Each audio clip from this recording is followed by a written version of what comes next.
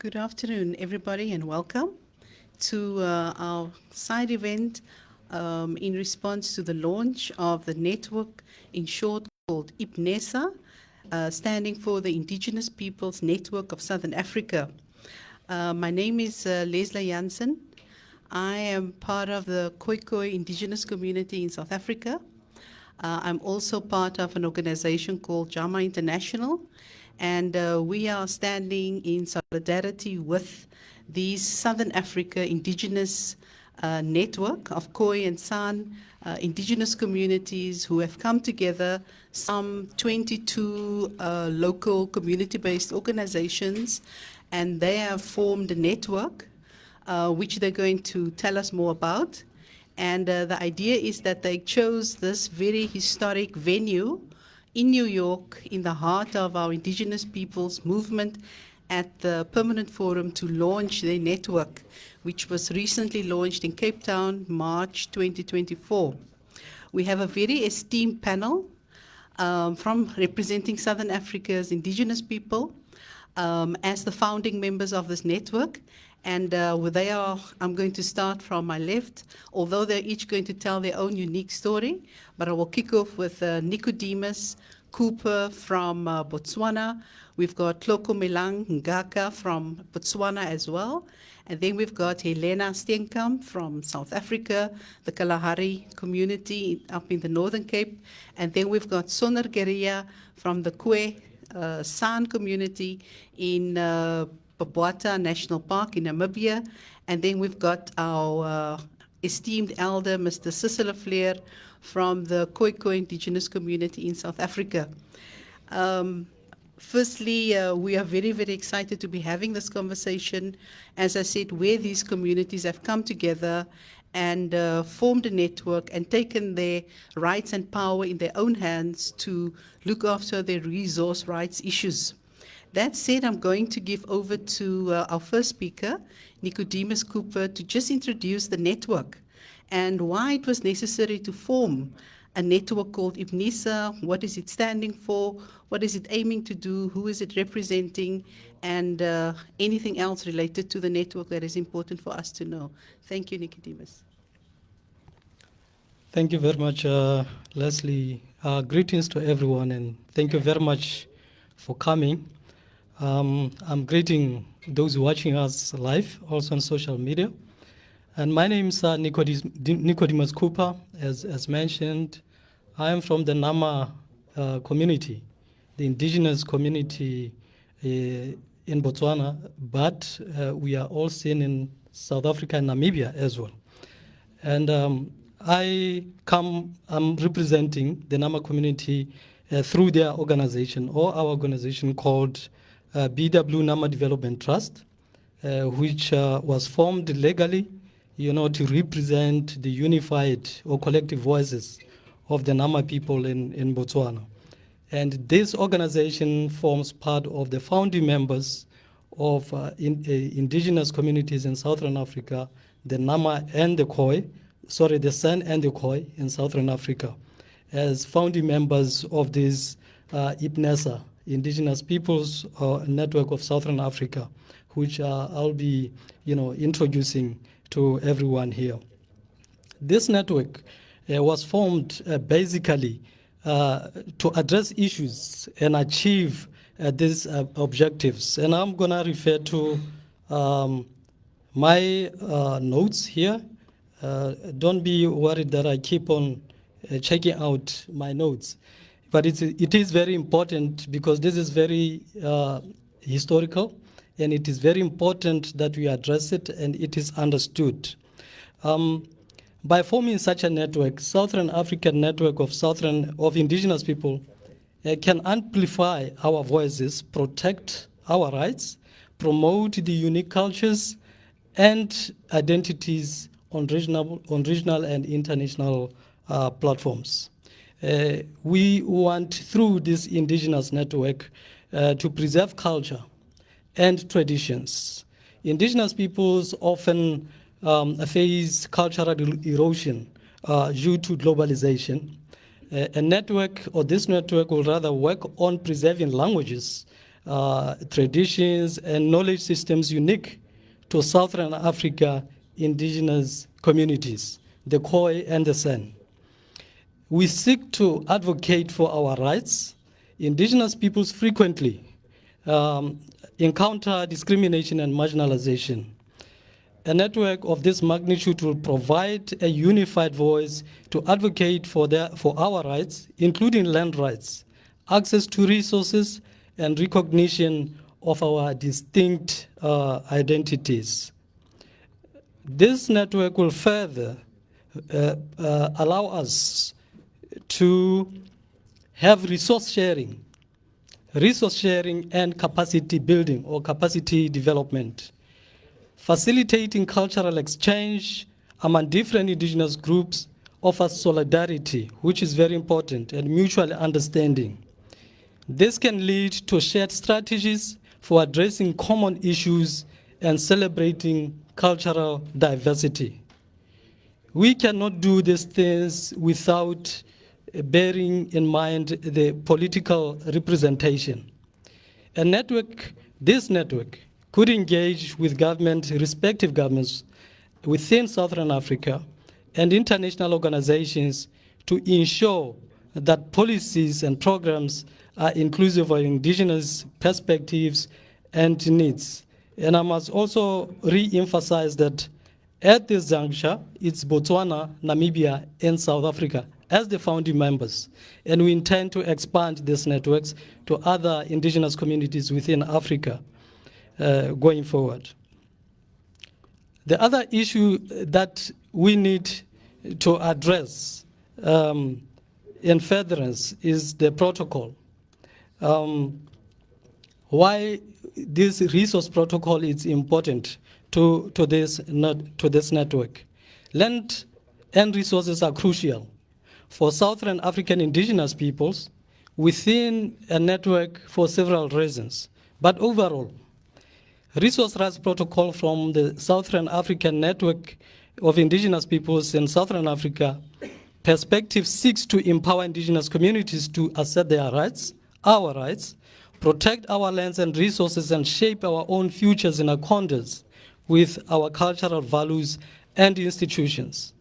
Our network has offices now in Cape Town, and we are privileged to be having a network with Jamma International, which I'll later on speak in appreciating their support. We have offices in Cape Town where we can be reached easily.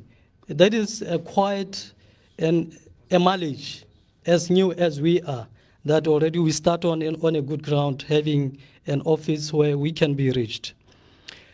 Firstly, we form this network through the land and resource. When I spoke on cruciality of it, is that we form a foundation of indigenous cultures, identities, and livelihoods intertwined in spiritual and social significance. It controls overland and resources, ensures the economic autonomy and self-sufficiency of indigenous communities, enabling us to sustain ourselves and future generations. Additionally, the preservation of this land safeguards biodiversity and ecosystems vital for the well-being of all inhabitants in the region. Furthermore, asserting rights to land and resources empowers indigenous peoples politically and legally, fostering our inclusion in decision-making processes and protecting us from exploitation and further marginalization. Ultimately, land and resources are not just assets, but represent the essence of indigenous sovereignty, resilience, and self-determination within Southern African Indigenous Peoples Network in Southern Africa. Women are very critical in this process. Southern African women are invaluable resources within this network for several reasons. Firstly, they hold unique traditional knowledge and skills passed down through generations, essential to sustainable resource management, community health, and cultural preservation. As primary caregivers and transmitters of cultural practices, they play a central role in maintaining social cohesion and passing on indigenous identities for future generations. Additionally, women participation enhances the diversity of perspectives within decision-making processes, contributing to more holistic and inclusive solutions to community challenges. Empowering indigenous women, very important. It will strengthen the resilience and adaptive capacity of communities in the face of environmental, social, indigenous changes, and ultimately recognizing and amplifying the voices of Southern African indigenous women within the network, not only promoting gender equality, but also enriching the network's effectiveness and sustainability.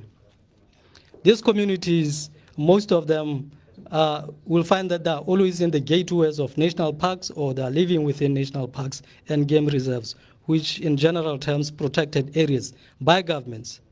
So they need to benefit from this community-based resource management.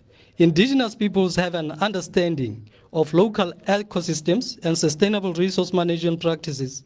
And this protocol promotes community-based approaches to resource management, empowering indigenous communities to make decisions about their lands, our lands, and natural resources.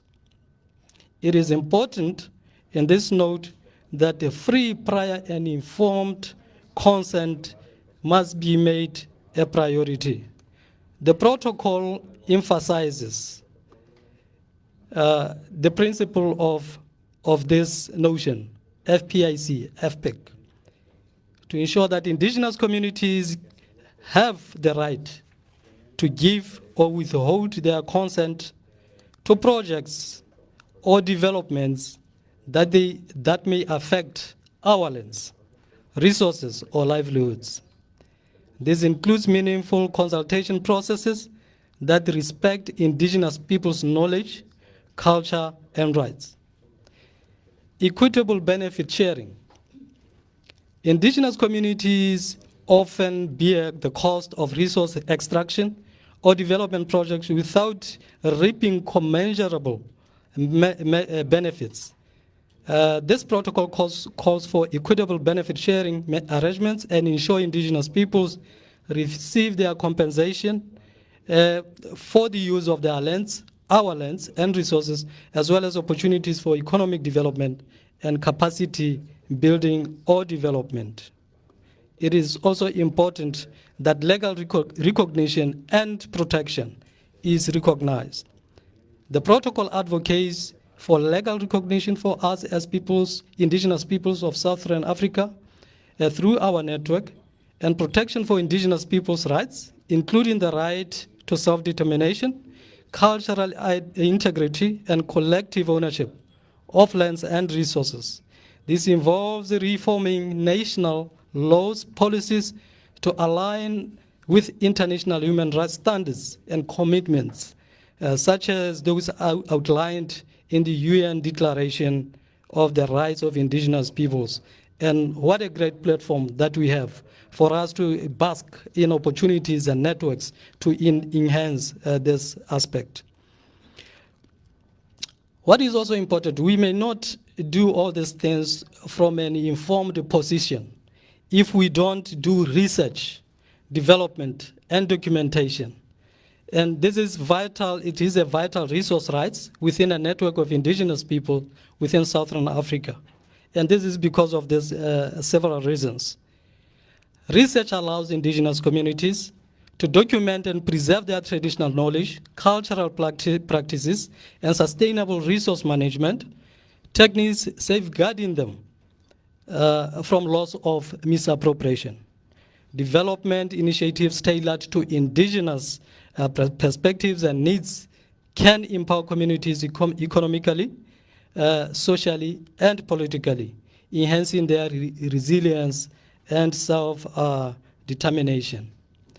Research enables indigenous peoples to assert our rights more effectively by providing evidence-based advocacy to land tenure, resource management, and policy reforms. Moreover, collaborative research and development projects foster partnerships between indigenous communities and researchers and policymakers, facilitating mutual learning, capacity development, and innovation. And that is why we so need networks and partners in this aspect. Documentation of indigenous languages, histories, and ecological knowledge contributes to the revitalization of cultural identities and strengthens intergenerational transmission. Research, development, and documentation serves as essential tools for empowering our network or other indigenous communities within Southern Africa to promote their rights and ensure the sustainable stewardship of our lands and resources within this network. Thank you. Good timing. Thank you so much for that framing and introducing us to the network. For those in the room, there are copies of the Resource Rights Protocol of the network here on the table for you to have a background to what has just been outlined. So representing 3 countries, Namibia, Botswana, South Africa, land and resources are crucial. The foundation of indigenous cultures is what it's built on. The struggle for the legal recognition of Southern Africa's indigenous people will continue. Women will be a key priority therein. Community-based natural resources and the beneficiation thereof will also be a key priority. And all of this should be in line with our international human rights standards, and in particular, UN Declaration on the Rights of Indigenous People. Thank you so much, Nicodemus. We now are going to go over to the 3 countries that's represented by this network, and we're going to start with Botswana. I'm going to give it over to Ms. Ntloko Melang Ngaka from Botswana to just introduce us to her community, Botswana. What is the situation pertaining resource rights that you are speaking about in the protocol, and if you can give us that insight and also how you see this protocol addressing some of those issues. Thank you. Thank you very much, Leslie. Greetings to everyone this afternoon. Let me start by introducing myself. I am called Tlokomela Ngaka. I'm a Tlanikwe native San woman from Botswana, from the Okavango Delta. The Tlanikwe San group, their lifestyle of hunting and gathering depend on the river. So everything we eat, our food, our medicine, we take it from the river. I come from the Okavango area, which is very rich. It is a World Heritage Site and a Ramsar site. Okavango Delta is a resource of life to us, both human, flora, and fauna. Despite that, it is also faced by so many challenges, be it wildfires, poaching, and so forth. Of recent, we had a company which had interest in fracking in the Okavango Delta, a process which has already been started in our sister country, Namibia, around the Kavango region. So what happens at the end? It means at the end of the process or the activity, who is going to suffer most is the environment and the local communities and the indigenous people who lives around that area. So that one is a topic for another day. I was just sharing it with you people to understand and know what is ongoing in our area. Just like any indigenous communities, we as the San and Kwe have all sorts of rights violation and discrimination. In Botswana, we have outlined 2 main issues which we consider as indigenous people as they are the crucial ones for us. The first one is the non-recognition of the indigenous San communities in Botswana by the government. The government of Botswana recognizes all the citizens as the indigenous people of Botswana, but yet it is not documented even within our constitution of Botswana that the citizens of Botswana are indigenous. At the same time, Botswana is a signatory to the UN DRIP, but it has not rectified ILO 169. We continue to engage with our government, and we are hopeful that one day the government will recognize us as the indigenous of the Southern Africa, or as indigenous San and Khoi people of Botswana, because history clearly shows and has indicated in books that the first inhabitants of Botswana are the San and Khoi people. The second main issue to us is land. Land is our life. Land is our home. Land is our medicine. Land is our food. Without land, there's nothing we can identify and be proud of as San people. We have been dispossessed from our land, our traditional territories, to pave way for development, infrastructure, mining, and conservation. So that means that even our traditional lifestyle is nowhere to be practiced. We have no access to our resources. Our resources has been fenced up, and we are not allowed to enter, to gather, to collect our medicine or anything. So we have now adopted to live a different lifestyle which is completely different from what we have left.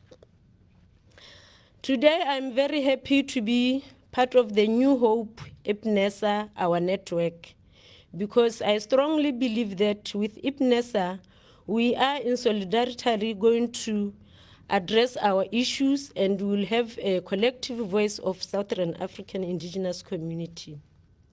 As we introduce our network, I would like to indicate to three issues: land and resource. Like I have said before, land is everything to us. We will continue to engage with our different governments to claim our land and our resources and our land use systems to be used in our land. Women in many instances are always disadvantaged and prone to all forms of violence. Through IPNESA, we are going to ensure that the voice of indigenous women is heard, including in the decision-making process, and also available opportunities being accessible to women. Research, development, and documentation. It is very important that we do our own research so that we can preserve our knowledge and culture for our future generation. I thank you all. Thank you so much, Tloko, for outlining the Botswana people's situation. We now give over to Helena Steenkamp from the Komani San community in the Northern Cape in South Africa. Helena, can you outline the situation pertaining resource rights of the Khoi and San people in South Africa, and why it was necessary for you to join this network, and how do you see this network being able to respond to those challenges? Thank you. Thank you, Leslie, for the opportunity. Good day, everyone. So my name is Helena Steenkamp. I'm from the Komani San community in the Northern Cape. We called it the Kalahari, bordering with Namibia and Botswana. So we as the Komani San, we lost our land during colonization in Southern Africa. This time the San were the gatherers and hunters. We were hunted and persecuted, and as a result, cultural and spiritual identity was lost and severely compromised. So in 1995, the Komanisan claimant community formulated and launched a land claim where we were able to get a small piece of our ancestral land back. But for us in South Africa, over time, a tremendous amount of knowledge had been lost and customs have been practiced less and less. And with this has come a great sense of separation from our original identity and failure to ensure that intergenerational transfer of knowledge. And so over recent years, many of our elders and traditional knowledge holders have passed on. And now it's for us a race against time to ensure that our knowledge remains and is preserved and passed on. And on resource rights in South Africa and even in Africa as a whole, we, sorry that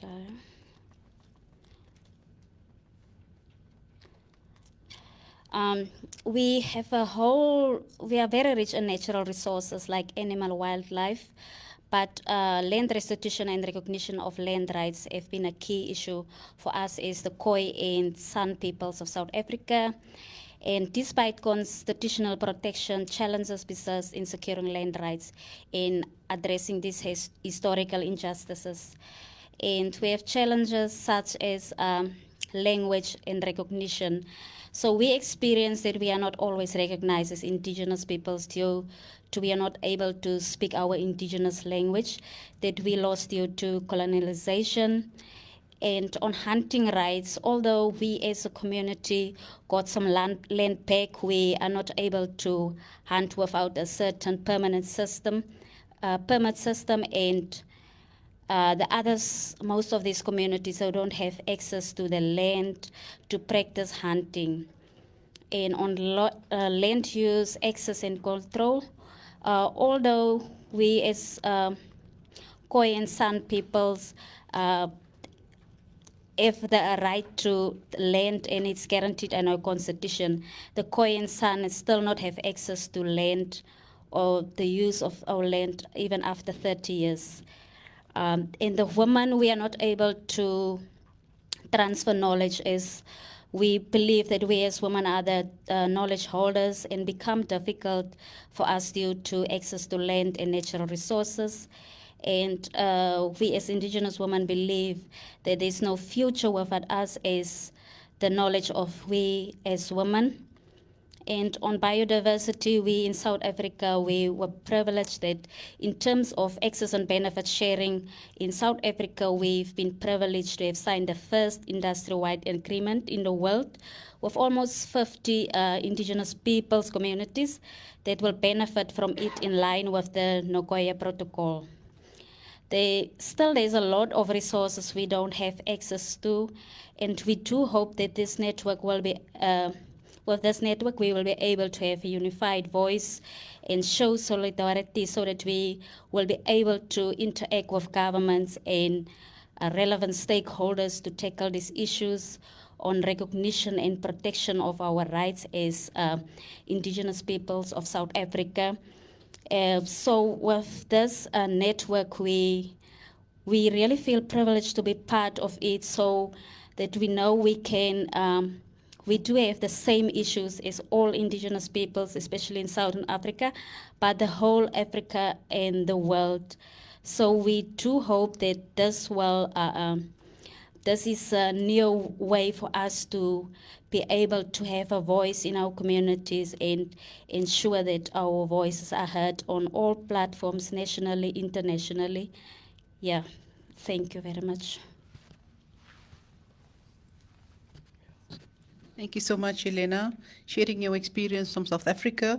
I think it's very valuable the work that your community, especially from the Komani-San community, have been doing in your struggles around your land restitution in particular, and the ongoing post settlement challenges that you're facing. We're quite mindful of that. With that said, I'm going to go over to the Namibia experience, and we've got Soner Garia with us. representing the Namibia experience. So, Sonar, we would like to ask you the same question. From the Namibia's experience, what is the Namibia's experience in terms of communities and the natural resources? We know that Namibia is one of the countries in terms of community-based natural resource management, one of the leaders in that respect. But what has your experience been as Indigenous communities pertaining to joining the network, and how do you see the network aiming to address some of those challenges? Over to you. Thank you.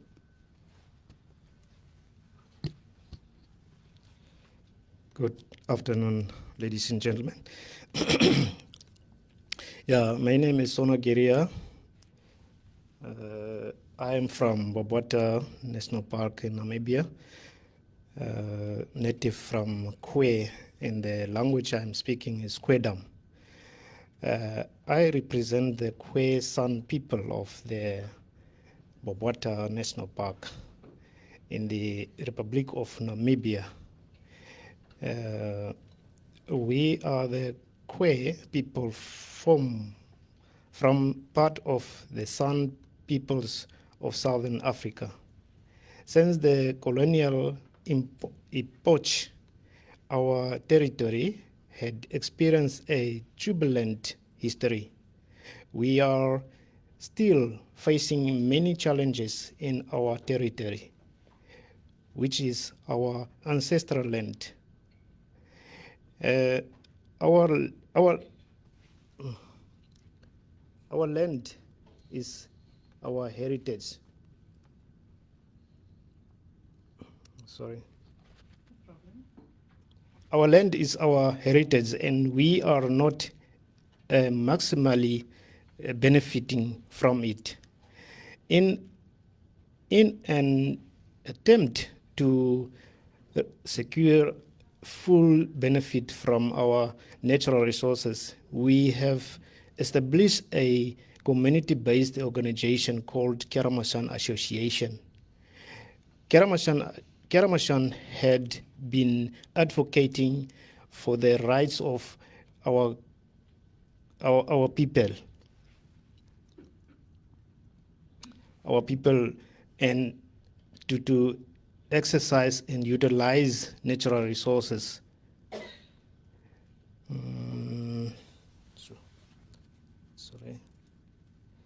Within our ancestral land, the challenges we are facing in terms securing land rights are the increasing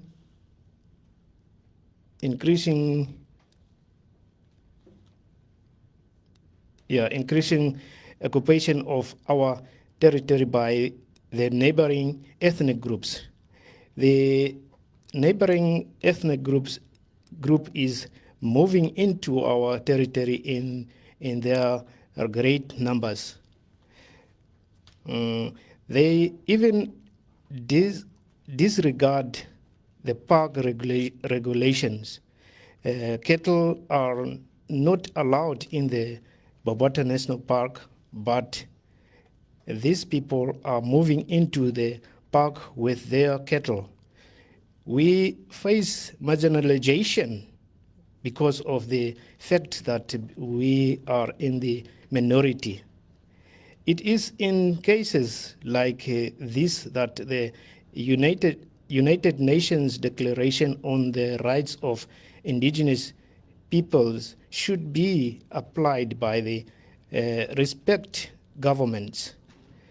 According to Article 8(2)(b), the onus is on the state to provide effective mechanisms for prevention of and redress. B, any action which has the aim of effect of depossessing indigenous peoples of their lands, territories, and resources. Keramashan Association and community leaders are busy, fiercely engaging with the government, but government response is reclutant and unsatisfactory. We have recently signed a memorandum of agreement with the Ministry of Environment, Forestry and Tourism in effort effectively address the issue of illegal land occupation. We have a very good constitution in our country. Article 10 of our constitution clearly stipulates and guarantees equality of all people. Article 10(1) says all people shall be equal before the law. The Constitution prohibits discrimination on any grounds such as ethnic origin or economic status. Let me share with you the current issue we are dealing with. After 35 years of independence, in this year, our government has accepted our application for the designation of our queer chief. Now the neighboring ethnic group is against it, and they are using all sorts of derogatory and discriminative slur against us as the entire queer people. They have even written a letter to the president to nullify the acceptance of the designation of queer chief. At the queer community, we applaud the government for the acceptance of our application in this regard. We are far behind with regard to the provision of basic service such as housing, healthcare service, education, and language development. In my village, we have a clinic which is poorly sourced. In terms of housing, we still use natural materials such as grass and woods to construct our dwellings. We are always exposed to natural elements. It is so unfortunate and painful to still live in grass that's in the 21st century. I am a chairperson of a committee which we call custodian committee. We aim to revive our old age culture and traditions. We want to teach and transfer our cultural knowledge to the young generation and also for posterity. We also want to share our culture with people from other cultures for a project of this nature to get it off the release our plans and get our project established. In conclusion, my personal view is we shall achieve more if we can stand together as indigenous peoples of Southern Africa. I thank you.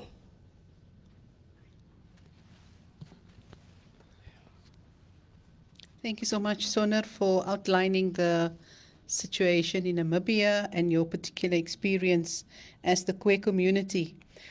Thank you to all of our three country perspectives for outlining it. I also would like to take this opportunity to just remind our meeting also that we have the different reports, UN reports, of our former and current special rapporteurs that has visited Southern Africa, and they've made recommendations, and those recommendations are still not fully addressed. In some parts it's addressed, but in key parts it still remains unaddressed. So the network also comes within that context, and I think it is important that we note that the recommendations pertaining the Khoi and San communities in Southern Africa still fundamentally remain unaddressed.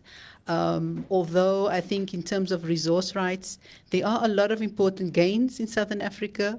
There are very good initiatives in partnership with our states that are happening.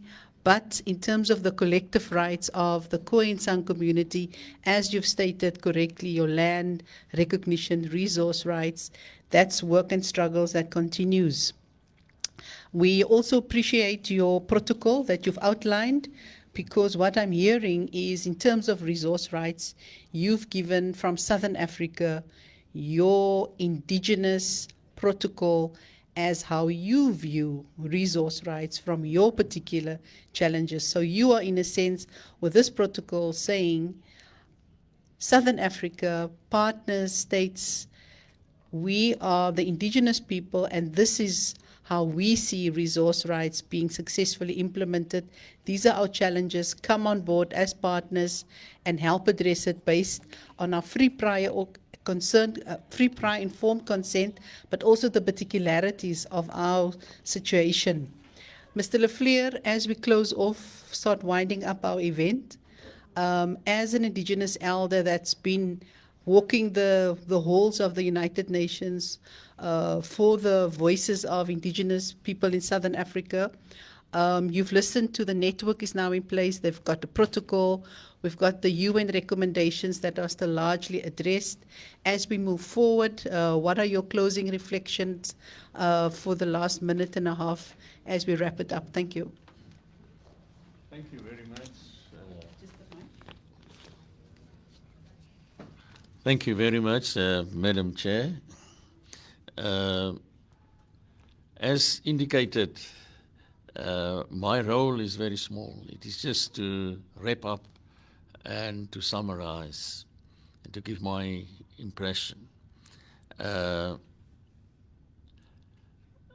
was introduced as an elder, and I still resist that, but it's inevitable that I must recognize that my time has gone by. Nevertheless,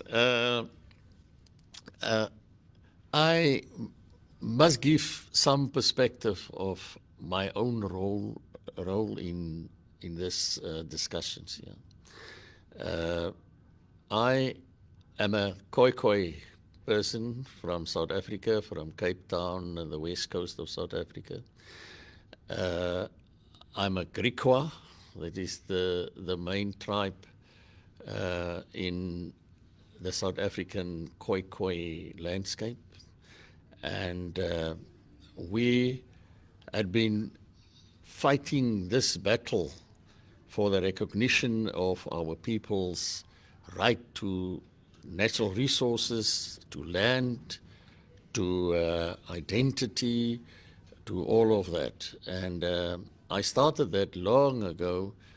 Next year it will be 30 years that I was in this field. So it gives me great pleasure to look to my right and see that a lot of young people are coming up, taking the baton, and are willing to run with it into the future.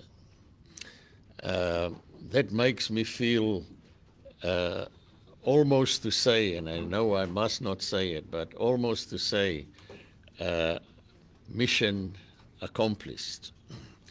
That is referring to myself. But, you know, we started this struggle for recognition in South Africa and Southern Africa with almost nothing on the table.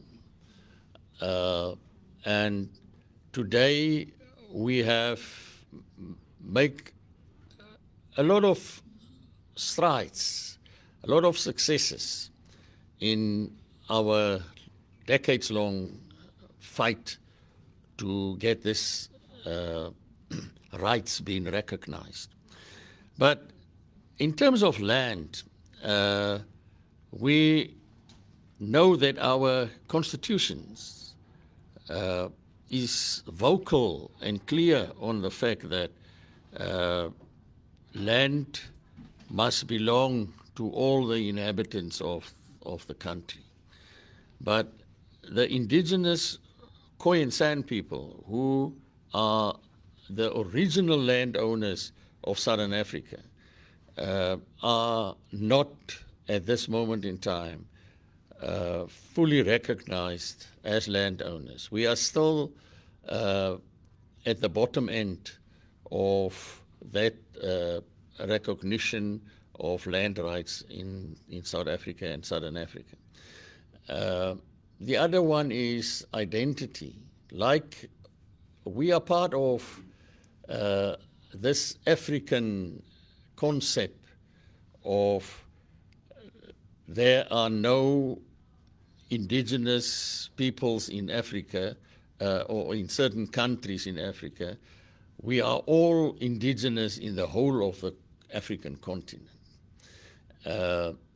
I could not buy this all over the decades, and I'm still sitting here resisting to accept that we are all indigenous in Africa. We are in Africa, indigenous in Africa.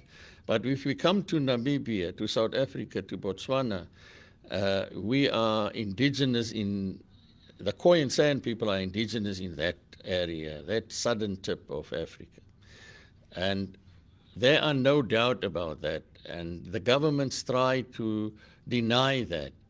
But history is so clear that they are fighting a losing battle. But I hope that this new formation, this network, will take this work and this efforts that has already been made forward and fight for the right to land, the right to cultural practices, the right to our natural resources.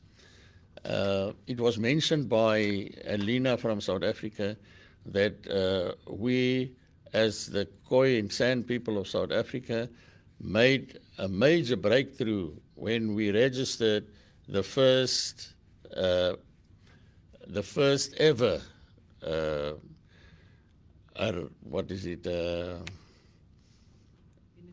benefit sharing agreement that was industry-wide. Usually it is between a community and a company, but here all the companies that are trading in rooibos came together, and as a unit, as a group, as a collective, they recognized the right of the Khoi and San people to the primary knowledge of this very important plant called rooibos. And that was a breakthrough in the world, because no other group of people in the world ever achieved that. But now we will get, and we are getting, royalties from these companies. But we as Khoi and San people, we don't own land in that whole area of where rooibos is cultivated. We don't own land there. So we can be recipients of royalties, but we can't be commercial farmers as well. In the in the field of the product that we are the original knowledge holders of. And that gives you an idea of how far we've been come with the recognition of our right to land in South Africa. I was instructed by our chair to speak for 1.5 minutes. And as one grows older, it becomes more and more difficult to speak for 1.5 minutes. So I will try to be obedient and say to the chair and to all of you, thank you very much for coming here. I really am proud of the people sitting here representing 3 countries, realizing how powerful it can be if you come together as different countries with the same objectives and the same history, and you fight together. And that is what they are trying to do now, to fight together for a common goal, on common goals. So I wish you very well on your journey to achieve all the things that you want to achieve. Thank you very much.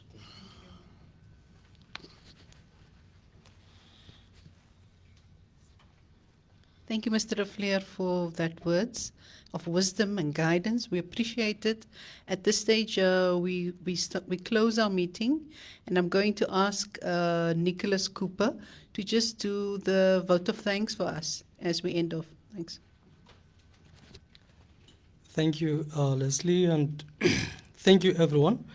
Our special thanks goes to Youth with a Mission, who assist us greatly to register for this platform, hence our presence here.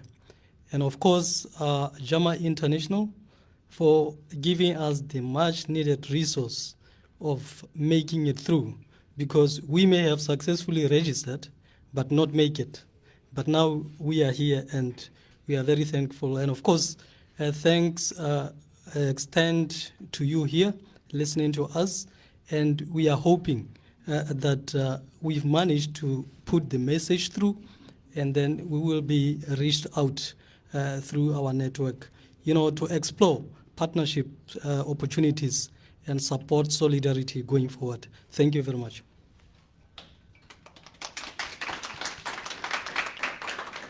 We would also like to take the opportunity to also thank Cultural Survival and the Indigenous Media Zone for hosting us and being so gracious to be able to create a platform for this event. We thank you.